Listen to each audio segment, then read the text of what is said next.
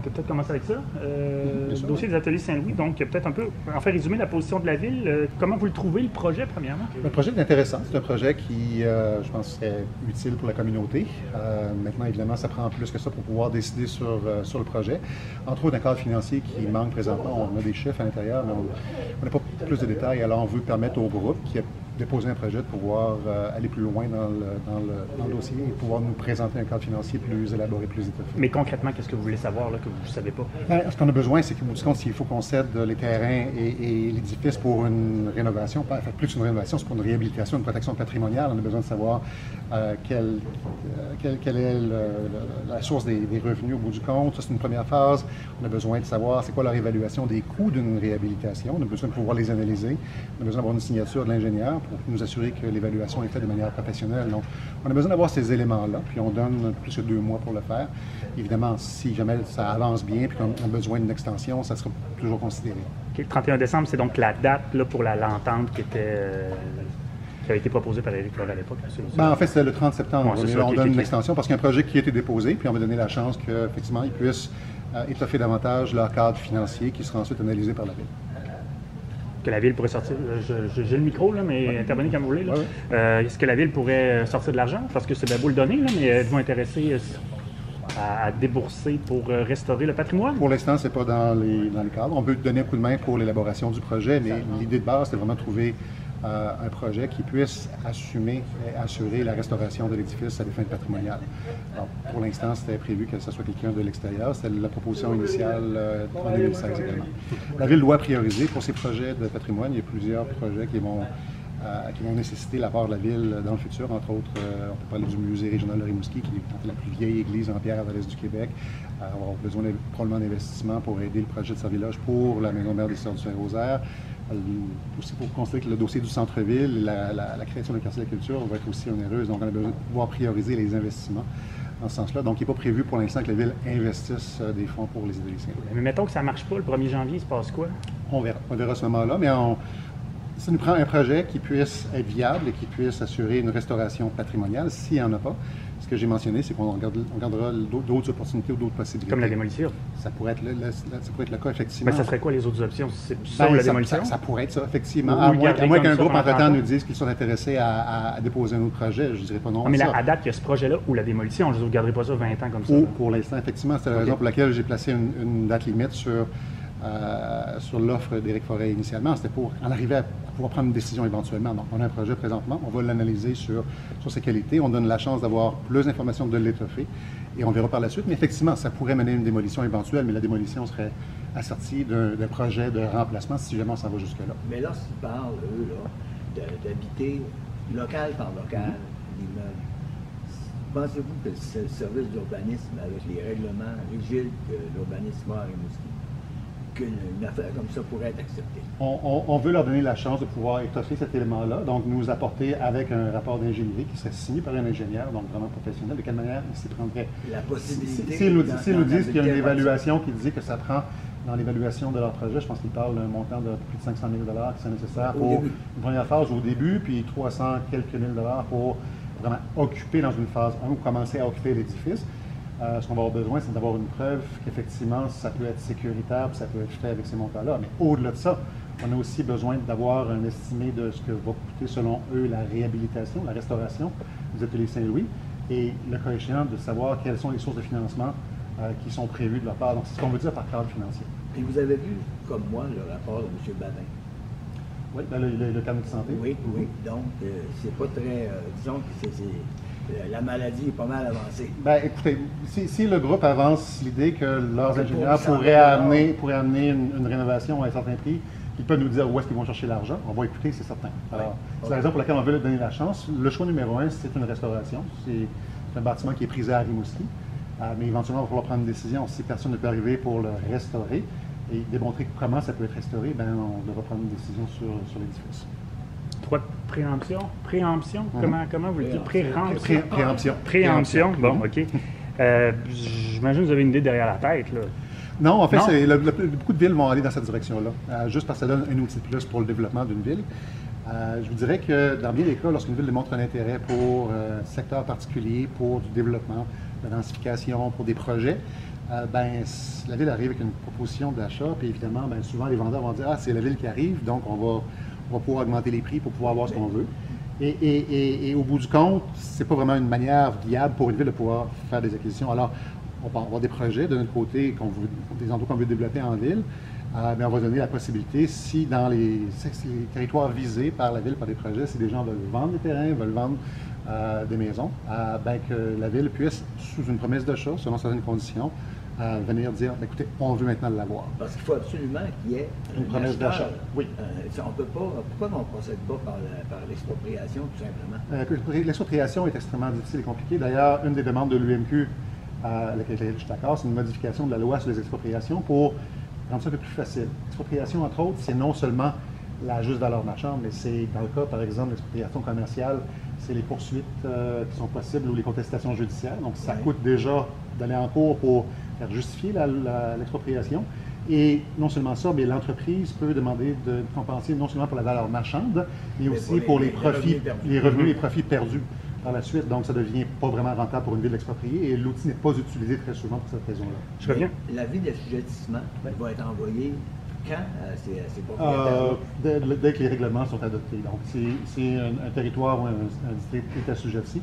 À ce moment-là, les gens, les commerces, les propriétés, les lots qui sont... Il va arriver un acheteur, le vendeur va dire « j'ai un avis d'assujettissement sur cet immeuble-là ». Il n'y aura pas de négociation. Il va dire, ça ne veut pas dire que la ville est intéressée à cet endroit-là. Mais si vous envoyez un avis d'assujettissement, ça ne veut pas dire que la ville, ça veut dire que le territoire, là-dedans, la ville se donne le droit éventuellement de pouvoir le faire. Mais là, le territoire, c'est toute la ville. Oui, c'est ça. Oui, mais il peut y avoir des endroits qui sont exclus éventuellement par d'autres modifications réglementaires.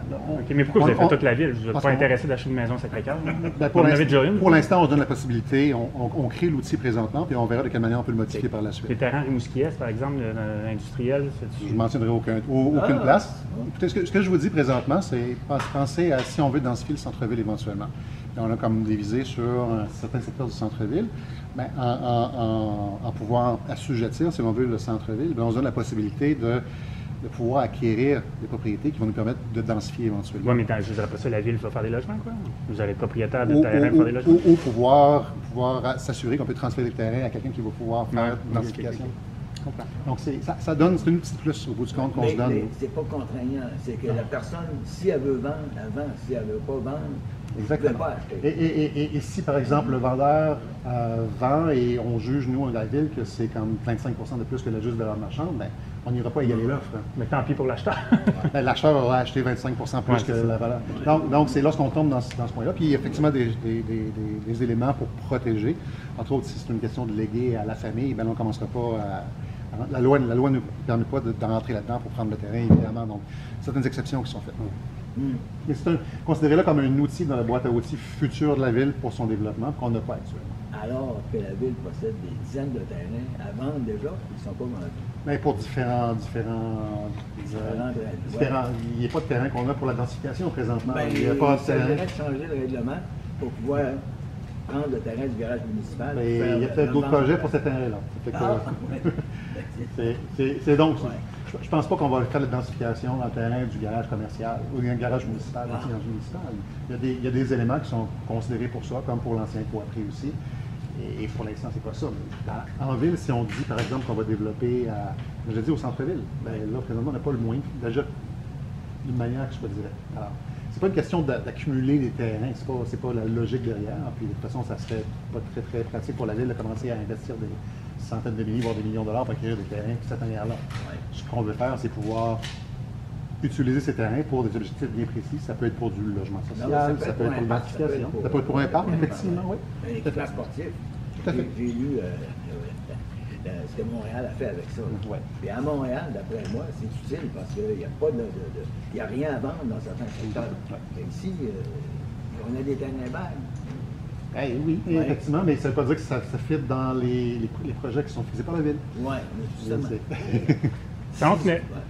Ça Salon funéraire, là, ça veut-tu dire que depuis 30 ans, Ben, ça, c'était... je veux dire, on n'avait pas le droit de se rassembler puis manger des sandwichs? Ben, en fait, ça visait spécifiquement un terrain qui était celui des jardins commémoratifs. Ben, l'usage complémentaire, salle de réception, ça visait toute la ville. Ben oui, mais c'est parce qu'effectivement, il y avait comme un problème au niveau de la manière que la réglementation, que le zonage avait été fixé, qui en fait ne légitimait pas une salle de réception, alors qu'on sait très bien que c'est tout à fait légitime d'avoir Okay. Est-ce qu'il y avait des problèmes, des plaintes de voisins? Non, des choses, non, la situation est bien à notre attention, alors on corrige la situation, mais il n'y a pas eu de plainte par rapport à ça. Non, mais c'est ça, mais là, c'est ça, on ne peut plus manger. C'est une correction d'une situation qui aurait dû être corrigée. Oui, non, je comprends que c'est très administratif. Ouais. Avez-vous des nouvelles du groupe Fari qui envisagerait de reprendre son projet à Rimouski? J'ai pas de nouvelles tout à fait récentes. Je peux essayer de voir si, au cours de l'administration de l'urbanisme, on en a eu, mais moi, de mon côté, j'en ai pas eu directement. Avez-vous pris connaissance du reportage de M. Michaud sur le centre communautaire du BIC? Rapidement, je l'ai lu en diagonale. C'est une situation qui touche, en fait, je pense, le club de 50 ans et plus avec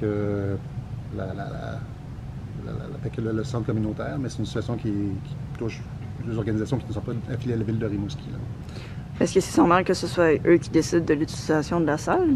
Ben écoutez, c'est le centre communautaire. C'est quand on parle c'était comme ça avant la fusion, c'est comme ça depuis la fusion également. Donc c'est pas un dossier qui touche à l'administration de la ville de Rimouski. C'était même avant la fusion avec la ville du Bic. Il y avait une résolution sur les drones ce soir. Est-ce que c'est l'occasion de rappeler aux citoyens les bonnes façons de se servir d'un drone? Ça peut être le cas, effectivement. Moi, je ne peux pas vous dire. Je n'ai pas utilisé de drone.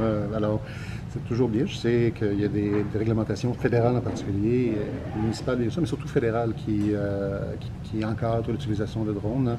Donc, les gens doivent être très, très prudents à ce niveau-là. Et évidemment, nous, lorsqu'on a une autorisation, on prend connaissance de la législation fédérale. Puis finalement, la ville est encore en crise du logement. Est-ce que vous allez intervenir par rapport au Airbnb? C'est quelque chose qui est présentement envisagé. On va avoir à intervenir de toute façon parce que la législation québécoise, une législation qui va rentrer en vigueur en mois de mars 2023, qui en fait en sorte que la ville doit encadrer et délimiter les territoires pour lesquels on interdirait les Airbnb. Alors, on fait l'analyse de ça pour en arriver éventuellement à une proposition de règlement qui est obligatoire de par la législation provinciale.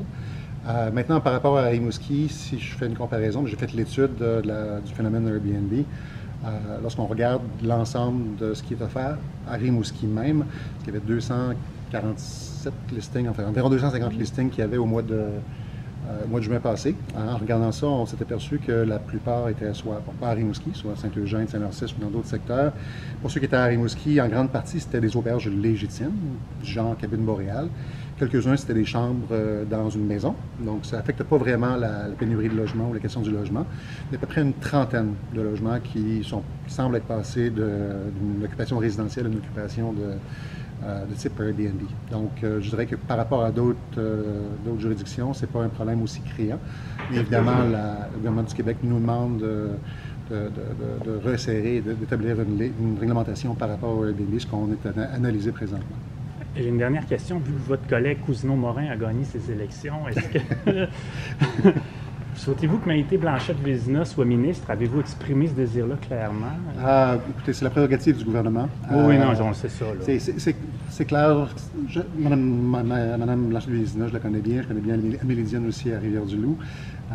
Et si vous aviez à choisir entre les deux? C'est pas à moi de choisir. Je dirais pas de façon hypothétique. Mais je suis sûr d'avoir une ministre qui puisse être à l'écoute du Bas-Saint-Laurent. Puis je dois en profiter pour saluer le travail de Caroline Proulx, qui n'étant pas de la région, est arrivée comme ministre qui provenait de la région de la Naudière et est devenue ministre régionale du Bas-Saint-Laurent, puis j'ai eu une très, très bonne écoute avec elle. Mais souhaitez-vous le retour de Mme Proulx? Non, c'est pas ce que je veux dire. Je veux juste saluer le travail qu'elle a fait, puis j'espère avoir une ministre responsable du Bas-Saint-Laurent qui va être aussi réceptive qu'elle l'a été également dans le passé. Il risque de se ramasser la culture, paraît-il.